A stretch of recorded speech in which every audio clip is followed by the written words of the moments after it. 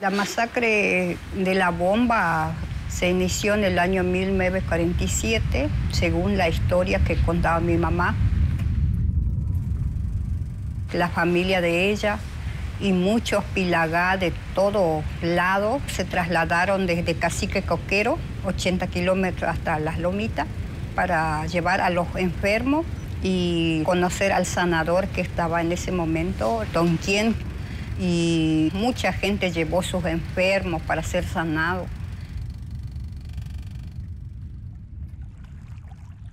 Y antes había muchos chamanes que eran curanderos, pero también entendían mucho el idioma de la naturaleza, el idioma de los animales. Entonces mi bisabuela, que entendía el idioma del zorro, ella decía que cuando el zorro gritó, porque no es común que un zorro vaya a donde hay gente, el zorro nunca. Si va donde está cerca a tu casa es porque es mal augurio, algo te anuncian.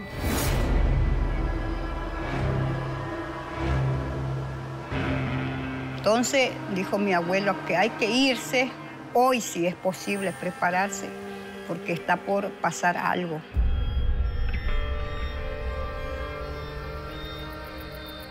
Al anochecer, cuando ellos iban caminando, empezaron a los tiroteos.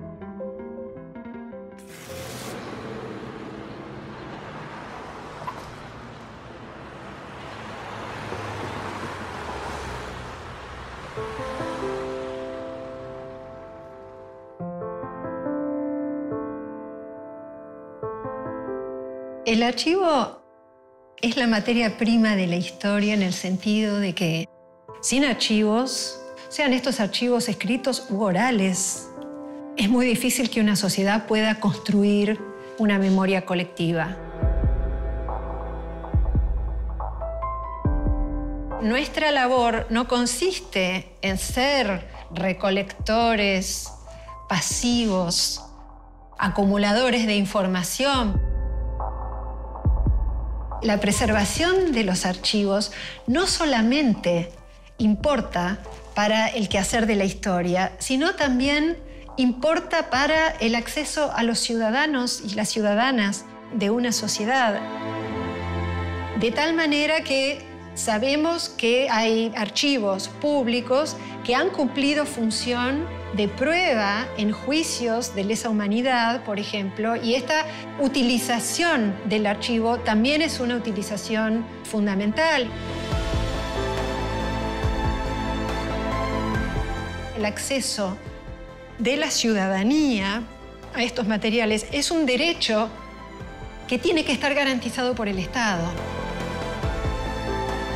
Los archivos guardan las huellas, los registros de las ideas, de las decisiones, de las acciones, las prácticas de personas, de actores y de instituciones.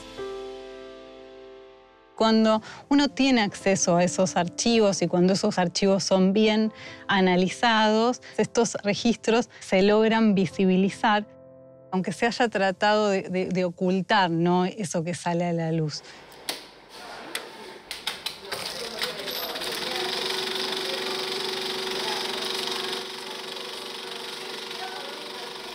Nosotros sabemos que lo que claramente había a lo largo de todo el territorio argentino eran cientos de pueblos originarios, pueblos preexistentes, desde mucho antes que se conforme el Estado-Nación. Y este Estado-Nación se va a conformar sobre la base de un genocidio de esos pueblos.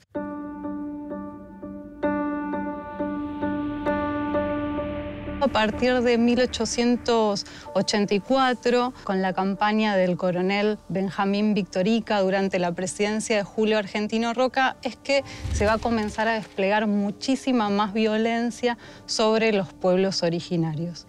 Esto va a tener muy graves consecuencias para estos pueblos, empezando porque les van a quitar sus territorios.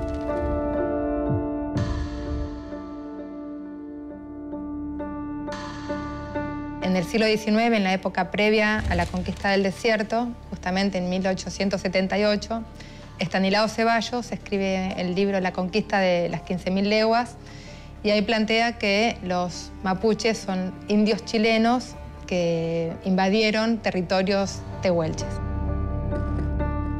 Esto cambia la manera de entender la historia porque 40 años antes, en la época de Rosas, los mapuches eran bien vistos. A partir de este cambio, como que arma el escenario para que la conquista del desierto se lleve adelante, los tehuelches pasan a ser considerados como los indios argentinos, los mapuches como los indios chilenos, ¿no? O sea, es decir, se niega la preexistencia de los pueblos indígenas a los estados, que estaban antes de que existiera Chile o Argentina, y los tehuelches a partir de entonces empiezan a ser considerados como en proceso de extinción. Las campañas militares que se realizan a lo largo del territorio argentino desde fines del siglo XIX tuvieron características distintas según se tratara del sur argentino o de la región del Gran Chaco. Cuando pensamos en las campañas a la región del Gran Chaco, se va a sumar el requerimiento de someter a esos pueblos originarios, a esos pueblos indígenas, disciplinarlos y a su vez convertirlos en trabajadores útiles para esta nación. Esto quiere decir convertirlos en mano de obra casi esclava para un sector de la agroindustria que se encontraba en pleno proceso de expansión.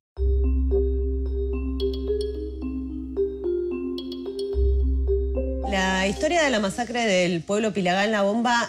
Un día estábamos acá trabajando en el departamento de archivo intermedio y viene una usuaria, como podría ser cualquier otra.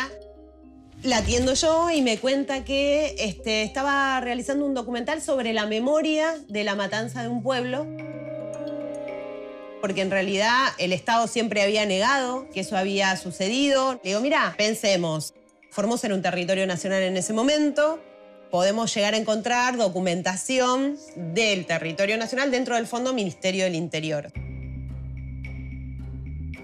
Hay, además, una documentación clasificada como secreta, confidencial o reservada que hace muy poquito terminamos de describir y está en la consulta pública. Podés buscar ahí. Y algo que por lo general no se hace, que me senté con ella.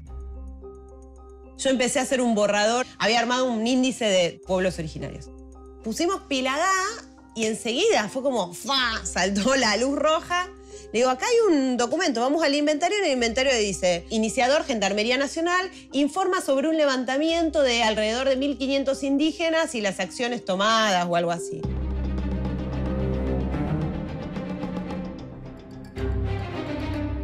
En el año 1985, luego de muchas reuniones, los ancianos se animaron a contar por primera vez la masacre de Rincón Bomba. Lo que ellos tenían guardado en su memoria. Ellos tenían mucho miedo a los gendarmes, que de hecho le llamaban a ellos Carcaelo, el destructor de nuestro cerebro.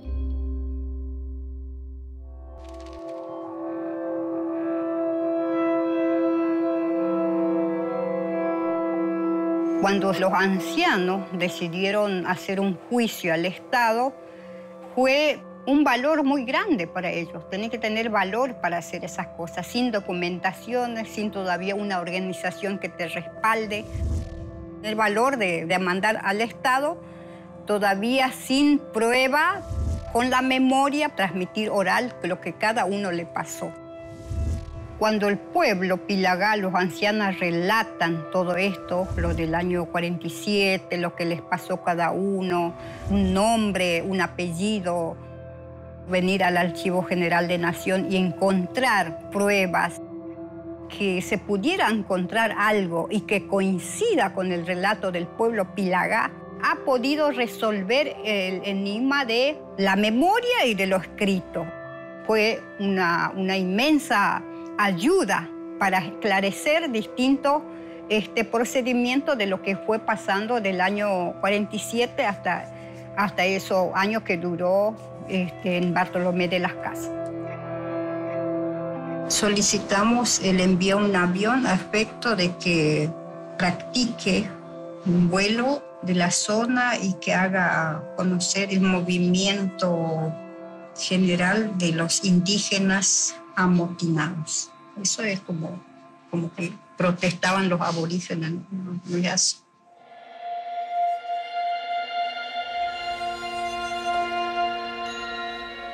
El archivo alberga materiales que pueden ser potencialmente utilizables por todos, ¿no? Para quien está escribiendo un libro de historia, para quien está buscando evidencia sobre violaciones de los derechos humanos, para quien está también buscando datos sobre su abuelo que llegó en un barco a la Argentina hace un montón de años y necesita por razones personales reconstruir esas genealogías. El archivo es un lugar de todos los ciudadanos. Cuando empiezo a trabajar en la provincia de Santa Cruz en la década del 90, lo que fui encontrando era esta idea que los tehuelches se habían extinguido, que no había mapuches en Santa Cruz, en la provincia de Santa Cruz, porque eran considerados como indígenas chilenos. La pregunta era qué pasaba con el territorio. La tierra había sido ocupada por vecinos, había sido vendida, parte había sido ocupada por el ejército, por las fuerzas de seguridad, por la marina también. A partir de entonces, bueno, empiezo a ver qué pasa en el ente regulador de tierras fiscales, que archiva justamente todo lo que tiene que ver con el territorio y con la tierra. Pasé mucho tiempo trabajando en esos archivos, en los archivos locales, en archivos nacionales, en otros países también, pero sobre todo en el archivo de tierras.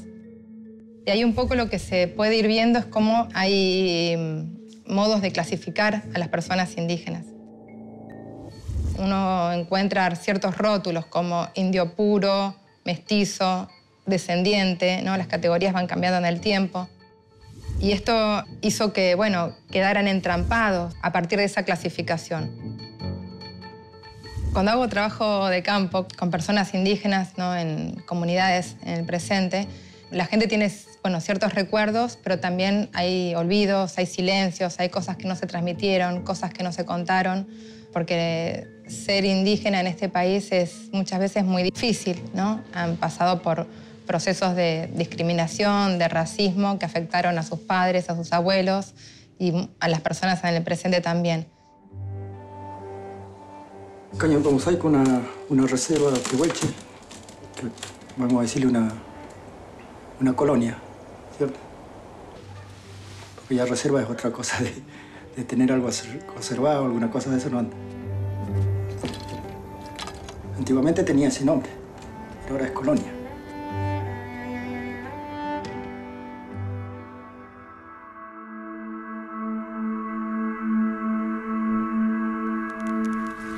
Este trabajo del archivo, de llevar material, empezó a generar también preguntas acerca de los archivos, ¿no? Y en algún momento ellos plantearon esta idea de crear un archivo general tehuelche. La propuesta era todo lo que se sepa sobre nosotros, todo lo que se haya filmado, fotografías, etcétera, que todo vuelva a ellos, a las comunidades, y puedan tener como una lectura a contrapelo de cómo fueron archivados y de tener control sobre esa información y poder ser ellos quienes cuentan esas historias al resto del mundo. Yo escuchan cadets, ejamkunis, kinamele, matkashiten, ejamkunis, conviador, así que Kettem apa ya kan biar kan mat kasih lagi. Soy tebul kan.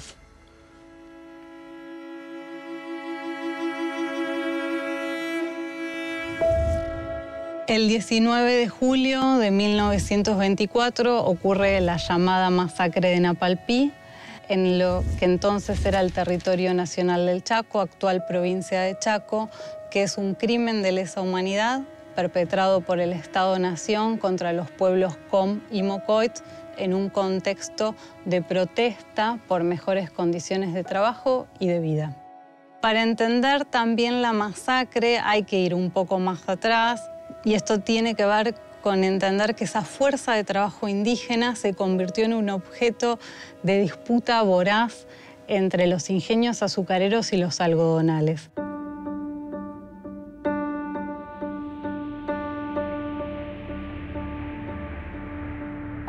En ese contexto empiezan los grandes terratenientes a presionar muy fuertemente al gobierno para que tomara alguna medida. Por un decreto se decide que los ingenios azucareros no van a poder contratar gente por fuera, digamos, del lugar que residían. Pero en el caso particular de quienes vivían en la reducción de indios de Napalpí, se decide una quita del 15% sobre lo que cada trabajador de la reducción cosechaba. A esto además se suma que se obligaba a los trabajadores de la propia reducción a vender lo que cosechaban a la administración de la reducción, incluso cuando esta administración pagaba menos del valor que se solía pagar en el mercado. Todo este conjunto de medidas lo que hacen es generar un gran malestar, por lo que se inicia una protesta. El 19 de julio, por orden de Centeno, van a atacar el campamento donde se encontraban los indígenas, asesinando a cientos de hombres, mujeres, niños, ancianos.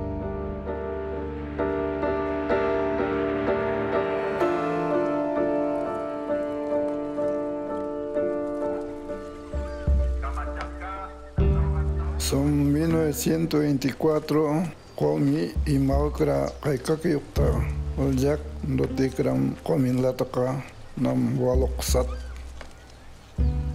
Uson a Ñachatawik, Calagayeso, Gobernador Fernando Centeno, Komi Yasagaliteram, Komi Walaikpi. Son 19 de julio, y Calcasam Compi, Kamatani, Nam Sugadalanak, Nam Watanak.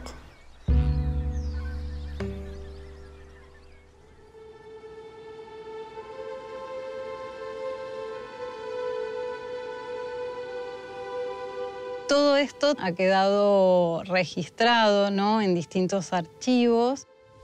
Robert Lehmann-Nitsche, un antropólogo alemán que hace prácticamente toda su carrera en Argentina. Y en ese momento, julio de 1924, él estaba haciendo trabajo de campo en Napalpí. Pero nunca se había pronunciado sobre la masacre. En el marco de mi tesis doctoral, di con un conjunto de 14 fotografías donde se los puede ver a Lehmann-Nitsche posando delante del avión que sobrevoló y que atacó el campamento donde estaban los indígenas reunidos. Pero además encuentro en ese archivo cartas dirigidas a Lehmann-Nitsche que le había escrito Enrique Lincha Ribalza, que había sido el primer director de la reducción, donde le decía que la persecución continuaba y que parecía que se estaba tratando como de asesinar a todo aquel que pudiera convertirse en testigo de lo ocurrido. Mi leitona Enrique, que es mi mamá, que es una de las sobrevivientes de la masacre de Napalpí, tiene 106 años. Kami kawatayo kenalin mama. Santakot. Santakot karimiyati ako tagitay sarani unay chill. Yaulit tahim. Migan kay knay kulanwa. Todas cuestiones que permitieron al cruzarlas con otro tipo de documentos, sumado por supuesto a la memoria oral, demostrar que la masacre no se limitó a ese 19 de julio, sino que a todas esas personas que habían logrado escapar, ¿no? Si la policía las encontraba, las asesinaba. Y bueno, también se sabe que todos esos restos humanos fueron luego, ¿no?, tirados en fosas comunes.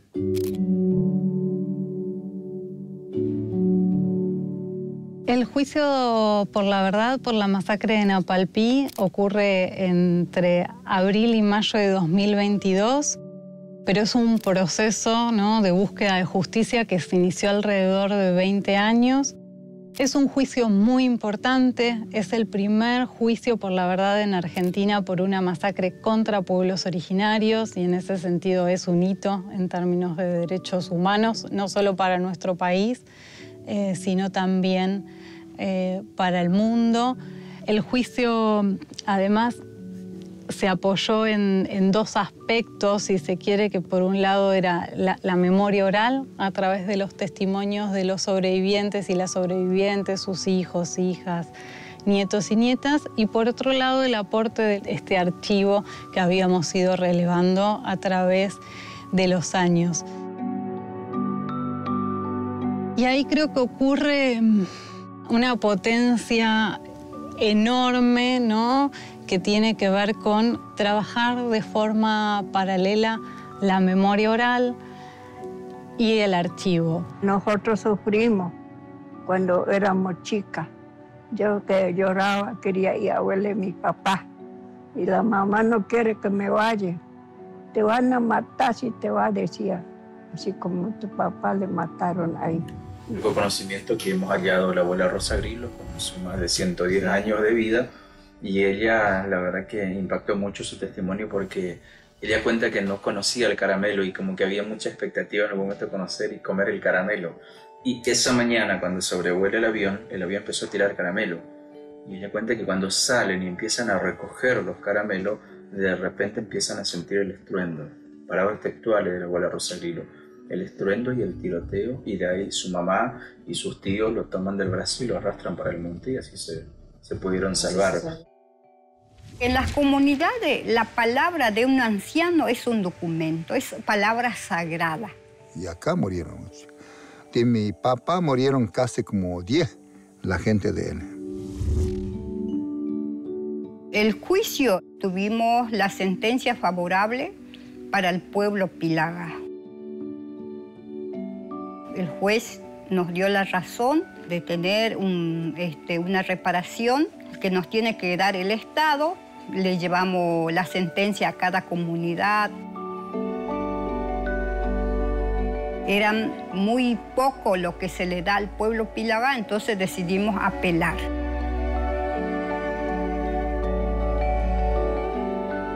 Cuando se genera un archivo se va generando como capas de sentido, ¿no?, y valoraciones. Cuando la gente intenta como deconstruir ese archivo y generar otro archivo alternativo, está armando otra idea de la historia, de los procesos, otra legitimación de sí mismos, y también eso genera sentidos de pertenencia comunitarios, colectivos. Entonces, cuando las personas indígenas empiezan como a ver esas lógicas de cómo fueron clasificados sus abuelos, los nombres que les pusieron, la memoria se empieza a activar a partir de ver otra información, otras claves de interpretación que estaban ocultas y de pronto ofrecen cierta luz, ¿no?, para iluminar zonas oscuras de las que no se sabía, de las que no se entendía. Hay tanto mamá, la vieja. Estamos nosotros, el hijo, yo y la María. Estamos mirando a un gaucho que llegó para sacar de espalda. La memoria de nuestros ancestros es lo que nos conecta con nuestro pasado, que es pasado y presente.